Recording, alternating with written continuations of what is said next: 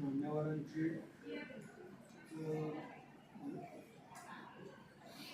मान्यवरांना अभिवादन करून या विषयाचा मांडणार आहे। सर्वतोभद्र चक्र हा विषय म्हणजे जरा हा पारंपरिक ज्योतिषाचाच आहे, पण सर्वतोभद्र चक्रामध्ये कुंडली ही विविध अंगांनी सूक्ष्मरित्या बघणं हे शक्य होतं। विषय जरा नवीन असल्यामुळे मला इथे थोडंसं रिफर करावं लागणार आहे आणि 10 मिनिटाच्या ऐवजी जर 1-2 मिनिटं वाढली किंवा कमी झाली तर आता जजमेंट नाही घेणे, मी हे पहिलंच भाषण करतो। तर सर्वतोभद्र चक्र ही जी पद्धती आहे ही मुख्यतः राशींचे जे नक्षत्र आहेत आणि नवमांश आहेत यांना महत्त्व देणारी अशी पद्धती आहे। आता इथे ती दाखवण्यासाठी मांडण्यासारखं नाही आहे, पण हे आपलं लेक्चर वगैरे झाल्यानंतर किंवा सवडीन आपण प्रत्येकाला मोबाईलवर नमुना किंवा हे असं पाठवू शकतो।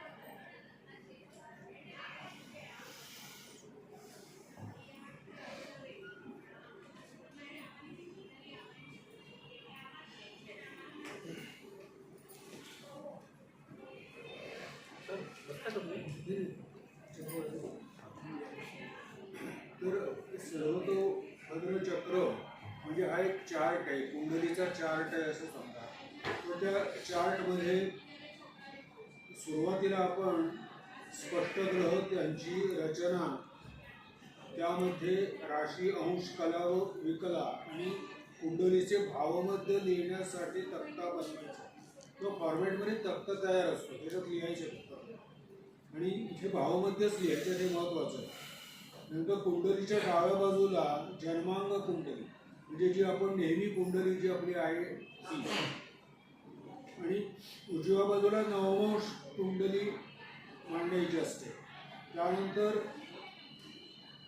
त्याच्या खाली ताराचक्राचा तक्ता असतो, म्हणजे ताराचक्रामध्ये जन्म, संपद, विपद ही जी नक्षत्र गोचरीच्या ही नक्षत्रांच्या ज्या संज्ञा आहेत त्यानुसार याचे ह्या व्यक्तीच्या जन्म नक्षत्रानुसार ही बाकीची जन्म, संपद अशी कोणकोणती नक्षत्र आहेत, ती कुठली चांगली आहेत, कुठली त्रासदायक आहे हे समजू शकतं। तर हा ताराचक्राचा जो तक्ता आहे तो सुरुवातीला मांडायचा आहे। डाव्या बाजूला जन्मलग्न कुंडली, उजव्या बाजूला नवमांश कुंडली आणि त्याच्यामध्ये साधारणपणे हा ताराचक्रांचा तक्ता येतो। त्याच्यानंतर सर्वतोभद्र चक्राचा एक चौकोनी तक्ता असतो। त्याच्यामध्ये कसं आहे की पूर्व दिशेला आरंभी कृत्तिका नक्षत्राची मांडणी करून पहिल्या ओळीमध्ये आश्लेषा नक्षत्रापर्यंत नवमांश लिहायचे। कृत्तिका ते आश्लेषा हे पूर्वेला, त्याच्यानंतर मघा ते विशाखा नक्षत्रापर्यंतचे सर्व नवमांश दक्षिणेकडे लिहायचे। म्हणजे तो चौकोन कसा तयार होतो हा भाग आहे। त्यानंतर अनुराधा ते श्रवण यांचे नवमांश पश्चिमेकडे, आणि त्याच्यामध्ये कसं आहे की उत्तराषाढा नंतर अभिजित लिहायचं आणि नंतर श्रवण नक्षत्राची मांडणी करायची। त्यानंतर धनिष्ठा ते भरणी पर्यंतचे सर्व नवमांश उत्तरेकडे लिहायचे। तर ही रचना झाल्यानंतर ह्या नक्षत्रांच्या मांडणीनंतर त्या नक्षत्रांच्या अंतर जे 4 चरण आहेत त्या प्रत्येक चरणाला नावं दिलेली आहेत। उग्रांश, तस्करांश। आता तस्करांश म्हणजे प्रत्येक वेळी वस्तू धनाची चोरी होईल असं नाही, म्हणजे त्याच्या योगानुसार, म्हणजे तिथे तो ज्या भावाशी संबंधित तस्करांश आलेला असेल त्यानुसार तो तस्करी करू शकेल। व ज्ञानाबाबत जर त्याने केलेली असेल आणि ती जर ही असेल तर ती काही निंद होईल असं नाही, पण याच्यात अजून काही संशोधन पुढे चालू आहे। आता हे सगळं हा जो मध्ये चौरस आहे तो सर्वतोभद्र चक्राचा आहे. नंतर त्या नक्षत्रांच्या खाली धारकांश कुंडली, सूर्यात नक्षत्र कुंडली, चंद्रात नक्षत्र कुंडली आणि नाडी कुंडली अशा 4 कुंडल्या तक्त्याच्या सलग बनवून घ्याव्या.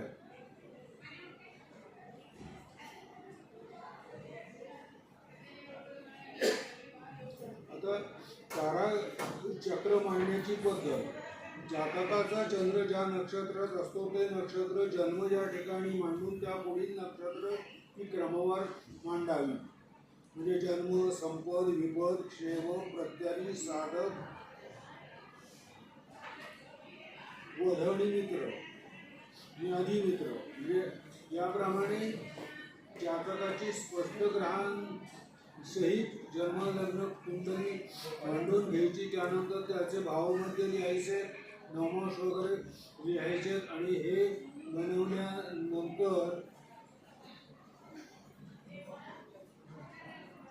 ग्रहांचे वेध वगैरे आहे. त्याच्यानंतर धारकांश कुंडली मांडण्याची पद्धत. तर हे जे आत्ता आपण ताराचक्र मांडलेले आहे, ह्या ताराचक्रानुसार ग्रह कोणत्या ताराचक्राशी संबंधित आलेले आहेत ते ग्रहांचे सगळे धारकांश लिहायचे. म्हणजे एखादा ग्रह जर वध तारेमध्ये असेल किंवा विपदेमध्ये असेल तर तो त्रासदायक असतो. तर याप्रमाणे धारकांश कुंडली लिहायची आहे. म्हणजे जन्म चंद्र किंवा लग्न असेल तर तिथे जन्म येईल. म्हणजे जन्माचं जे अश्विनी, मघा, मूळ म्हणजे ही जे असं 3 नक्षत्र असणार ती कायम जन्ममध्ये येणार. त्या ह्याच्यात आलेले ग्रह हे आपल्याला चांगले असणार. प्रत्यरीमध्ये त्रासदायक, विपद चांगलं नाही. म्हणजे विपद पण त्रासदायक असणार. पण आता इथे प्रश्न असा असतो की एखादा ग्रह वध कार्यात असेल पण तो मूळचा देवगणी असेल तर तो तेवढा क्रूर होईल का? म्हणजे ग्रहांची फळं विभिन्न का होतात? म्हणजे वेगवेगळे ज्योतिषी एकाच कुंडलीचे वेगवेगळे फलादेश का सांगतात हा एक विवाद्य विषय आहे. पण इथे सूक्ष्मता कशी, सूक्ष्मतेकडे आपल्याला कसं जाता येईल तर त्याच्यासाठी हे धारकांशामध्ये कसं आहे की म्हणजे मी आता म्हटलं असं की एखादा ग्रहाचं फळ अशुभ आहे पण मुळात तो सात्विक म्हणजे देवगणी आहे तर तो तेवढं काही अतिरेकी काम करणार नाही असं सांगता येऊ शकतं. म्हणजे हा त्या ग्रहाच्या याच्यात फरक झाला. असं फरकान सांगता येण्यासारखं ज्योतिषांनी पण अभ्यास करणं आवश्यक आहे. म्हणजे त्या ग्रहाने काय धारण केलेलं आहे. जन्म संपद या तत्वानुसार ही धारकांश कुंडली बनते. म्हणजे ही एक महत्वाची कुंडली आहे. याच्यानंतर सूर्यात नक्षत्र कुंडली. सूर्यात नक्षत्र कुंडली म्हणजे सूर्य ज्या नक्षत्रात आहे, जसं चंद्र ज्या नक्षत्रात आहे त्याप्रमाणे हे आपण बघितलं. जसं सूर्य ज्या नक्षत्रात आहे मूळचा तर त्यानुसार सूर्य ज्या नक्षत्रात आहे त्यानुसार सूर्यात नक्षत्र बिंदू मांडायचे. तर आता हे जे बिंदू आहेत ना हे मागील जन्मी केलेल्या कर्माप्रमाणे प्राप्त होतात. व ते ज्या स्थानात असतील त्याप्रमाणे ते जातकाला भोगावेच लागतात. त्याची फले ही कालानुसार व वयानुसार प्राप्त होतात. तर आता याच्यामध्ये त्याने असं सांगितलेलं आहे की ह्या सूर्यात नक्षत्र बिंदूनुसार जी काही फळं मिळायची ती भोगावीच लागतात. म्हणजे उपाय करूनही ती त्या गोष्टी टळणार नाही. आता हे बिंदू कोणते आहेत? त्या 8 बिंदू आहे. या बिंदूंचे नाव आहेत विद्युन्मुख, शूल, सन्निपात, केतू, उल्का, कंप, वज्र आणि निर्धार. म्हणजे सूर्य नक्षत्रापासून हे बिंदू आहे. सूर्यात नक्षत्र बिंदूचा पहिला बिंदू हा विद्युन्मुख येतो. त्यानंतर 8वा शूल, 14वा सन्निपात, 18वा केतू. म्हणजे याप्रमाणे ते 8 बिंदू बिंदू आहेत, शूल, सन्निपात, केतू, त्याच्यानंतर उल्का, कंप, वज्र व निर्धात याप्रमाणे हे बिंदू आहेत. आता ह्याच्यात शूलबिंदू ज्या ठिकाणी येतो त्या ठिकाणी गोचर वगैरे या संदर्भात भावानुसार एखादी जी गोष्ट अशी घडेल की त्याला आयुष्यभर ती लक्षात ठेवावी लागेल. तो थोडा विपरीत शूलबिंदू असतो. पण असंच ह्याच्यात काही विद्योन्मुख आहेत, कंप, वज्र, केतू. आता हा केतू हा जो आहे हा मूळच्या केतूपेक्षा वेगळा केतू इथला बिंदू आहे. नंतर चंद्रात नक्षत्र बिंदू कुंडली. चंद्रात नक्षत्र बिंदू म्हणजे चंद्राचे म्हणजे ज्याचे जे कर्म या आयुष्यात होते त्याप्रमाणे भोगायलाच लागणारी फलं.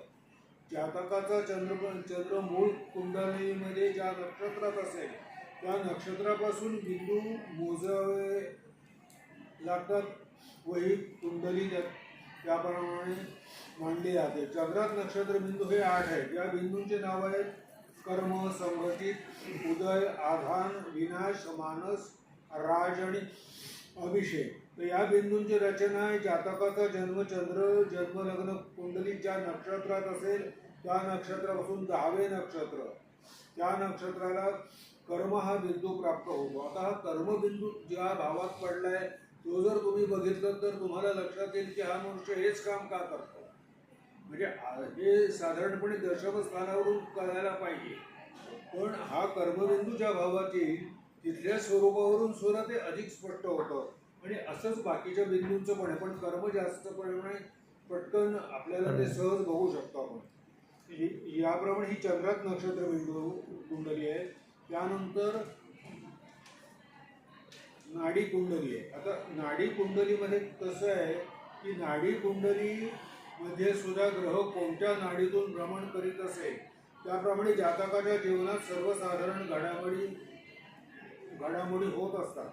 जातकाच्या जन्माच्या वेळेस ग्रह ज्या नाडीत असेल म्हणजे इथे हे जे ग्रह जन्माच्या वेळेचे जे ग्रह आहेत ते कोणत्या नाडीत होते त्यानुसार त्यांचा तक्ता आहे.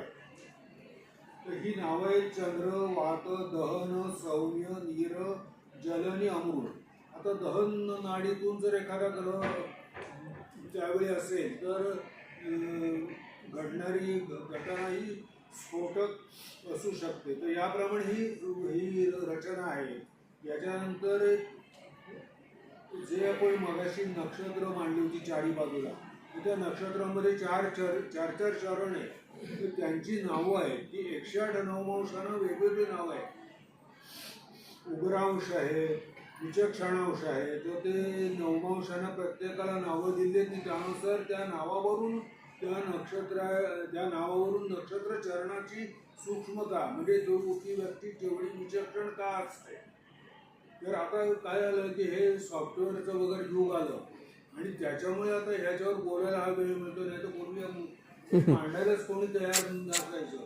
तर मॅन्युअली जर तयार करायचं म्हटलं तर खूप अशक्य नाही. पण नेक्स्ट इम्पॉसिबल म्हणजे ते खूप टाइम कन्झ्युमिंग असं डायलेटरी वाटायचं त्यावेळी. पण आता हे सगळं सोपं झालं त्यामुळे ते सर्व. आता मी काय सांगितलं की 108 नवमांशानं वेगवेगळे नाव आहे. पण वेगवेगळे म्हणजे 108 स्वतंत्र नाही आहे की आता मी सर्व आता इथं वाचून नाही दाखवत. पण एक सांगितलं की तर 108 नावं जी आहेत त्याच्यात काही आहेत ती रिपीट झालेली आहे, काही रिपीट आहेत आणि वेगवेगळी नाव आहेत. तर त्यानुसार म्हणजे त्या नक्षत्राच्या ह्याच्यापासून जे चरण आहेत तर त्या नवमांशांचे एकमेकाला वेध लागतात. तर तिथे नियम असा आहे की पहिल्या चरणाचा वेध चौथ्या चरणाला लागतो आणि कुठल्या नक्षत्राचा वेध कुठल्या नक्षत्राला लागतो याचे पण चार्ट आहे. तिथे सन्मुख वेध, डावा वेध आणि उजवा वेध असे 3 प्रकारचे वेध आहेत. म्हणजे ग्रह गोचरीने जेव्हा जात असतो तर त्यावेळी तो वेध कसा लावतो. तो वेध जर चांगला नसेल तर त्याप्रमाणे त्या घटना घडत असतात. हे म्हणजे आपण नेहमीची गोचरी बघतो त्याच्यापेक्षाही जरा त्याच्यामध्ये सूक्ष्मता मिळते. अशा प्रकारे सर्वतोभद्र चक्र आहे हे ब्रह्मयामध्ये ह्या ग्रंथामध्ये आहे. आणि याच्यावर जर वेळ असता तर अजून काही माहिती सांगता आली तर आता वेळ आपल्याकडे अपुरा आहे. जर 10 मिनिटं झाली मॅडम ना, त्याचे फोटो पाठवा मला, मी ते ग्रुपवर टाकते, संमेलन ग्रुप. टाईप बीप करून पाठवायचं असेल तर नाही कशाला, फोटो काढून घ्या ना कोणाकडून. तर मी आता आपली प्रकार येतो. तर हे सर्व तो भद्रचक्र हे भद्र म्हणजे त्याच्यामध्ये सगळ्या बाजूनी शुभ करण्याचं, म्हणजे जसं वेदांची आपली एक हे आहे की अणो भद्रा क्रतो विश्वतो, म्हणजे सर्व बाजूनी आपल्याला शुभता प्राप्त हो अशी त्याच्यामध्ये प्रार्थना केली आहे. त्याप्रमाणे ज्योतिषाला सुद्धा सगळ्या बाजूनी ज्योतिषावरच्या आक्षेपांचं निराकरण झालेलंच आहे, पण ते लोकांच्याकडून लक्षात नाही आलेलं. कारण आमच्या भट सरांनी त्यांचं एक पुस्तक लिहिलेलं आहे, त्याच्यात सगळ्या आक्षेपांना उत्तरं दिलेली आहे. तर आणखी एक भाग आहे की आमच्या आता लाल किताबमध्ये असं सांगितलं जातं की एका पद्धतीने आपण जर उत्तर काढलं तर दुसऱ्या पद्धतीने ते काउंटर चेक करू नये. पण आमच्याकडे एक सर होते तर ते पारंपरिक म्हणजे केपीच्या फोर स्टेपनी जर उत्तर काढलं तर ते त्याच वेळी केपीने कसं दाखवता येईल आणि पारंपरिकने सुद्धा तेच उत्तर यायला पाहिजे हे त्यांनी दाखवलेलं आहे. ते म्हणायचे की आपल्याला ह्या पद्धतीने जर लवकर आलं तर दुसऱ्या पद्धतीने थोडं आपल्याला म्हणजे हे करायला लागेल, म्हणजे जास्त प्रयत्न करायला लागतील. तेवढ्याच वेगात तिघांची उत्तर सारखीच येतील असे नाही, पण तिघांची जी उत्तरं येतील 3 पद्धतीची किंवा तुम्ही ज्या पद्धती घेतल्या त्यांची उत्तरं ही जवळजवळ एकच पाहिजे. म्हणजे आयडेंटिकल नाही पण सिमिलर तर ती असलीच पाहिजे, विरोधी असणार नाही असं ह्याच्यामध्ये आम्ही पाहिलेलं आहे. पण काही ठिकाणी मी आता म्हटलं असं की आपण एका पद्धतीने उत्तर काढल्यावर पुन्हा दुसरीकडे काउंटर चेक करू नये.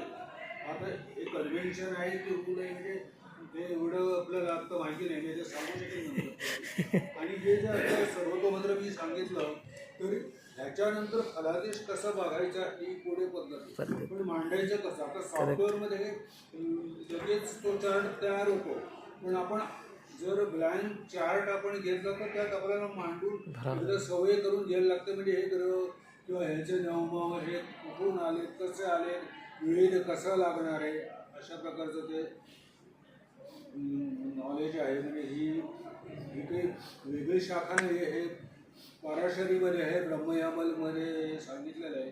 तर आता मी आपली रजा घेतो. थँक्यू. मी आडले सरांचं कौतुक करते, कारण आज ह्या वयातही त्यांनी सूक्ष्म पद्धतीने अभ्यास सांगण्याचा प्रयत्न केला आणि मुख्य म्हणजे आज त्यांनी पहिल्यांदाच माईकवर बोलले. त्याच्यामुळे मी आधी ह्याचं श्रेय मात्र मी मला आणि माझ्या संस्थेला देते, कारण मी त्यांना संधी दिलेली आहे. ते बोलले ते बोलू ना, म्हटलं बोला, सगळे आपलेच आहेत. चुका झालं तरी आपल्या माणसांची चुका सुद्धा आपण सांभाळून घेणारी माणसं आहोत. आणि आता मी काय करते, संतोष आंबवणे सर जे एकदम मागे बसलेले आहेत त्यांना मी विनंती करते, कारण लास्ट टाइम त्यांच्यावर अन्याय झाला होता आणि त्यांना अगदी जेवल्यानंतर त्यांना मी बोलायला दिलं होतं. तर मी त्यांना आता रिक्वेस्ट करते की त्यांनी काय म्हणा, आपण जसं सेंचुरी मारायला जसं धावत येतो सचिन तेंडुलकर तसं धावत इथे व्यासपीठावर यावं आणि माझ्या हातात माईक घेऊन छान सुरेख तुमचं जे काय आहे नवनवीन त्याचं ज्ञान आम्हाला द्यावं.